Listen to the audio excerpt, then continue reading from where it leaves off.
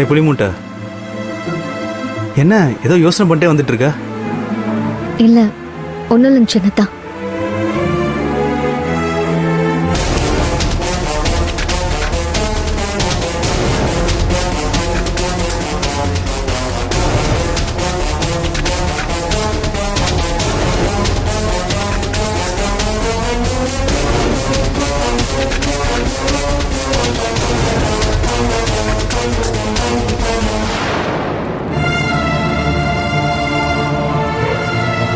ஏய், என்னாச்சு உனக்கு?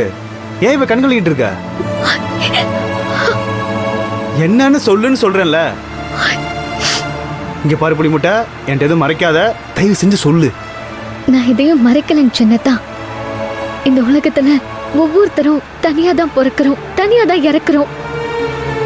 ஆனா வாழ்றது மட்டும் தனியா இல்ல.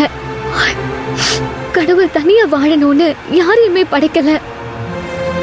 எல்லா மனுஷங்களும் கூட்டு குடும்பமா வாழணும்னு தான் கடவுள் படைச்சிருக்காரு. கஷ்டமோ கவலையோ பிரச்சனையோ எது வந்தாலும் ஒருத்தருக்கு ஒருத்தர் உதவி பண்ணணும்னு தான் குடும்பத்தை உருவாக்கி சொந்தத்தை உருவாக்கி எல்லாரும் ஒன்னா வாழற மாதிரி இயற்கை நம்மள உருவாக்கி இருக்கு.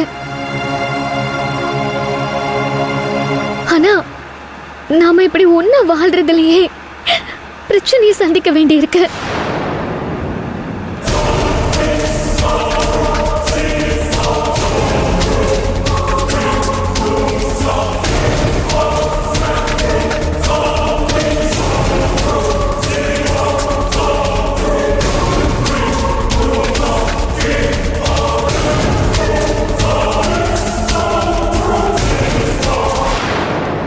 குடும்பத்துக்குள்ள இருக்கிற யாரோ ஒருத்தர் ஒரு சின்ன தப்பு பண்ணா கூட அந்த குடும்பத்துல இருக்கிறவங்களும் சொந்தக்காரங்களும் அந்த தண்டனையை அனுபவிக்கிற மாதிரி ஆயிடுது.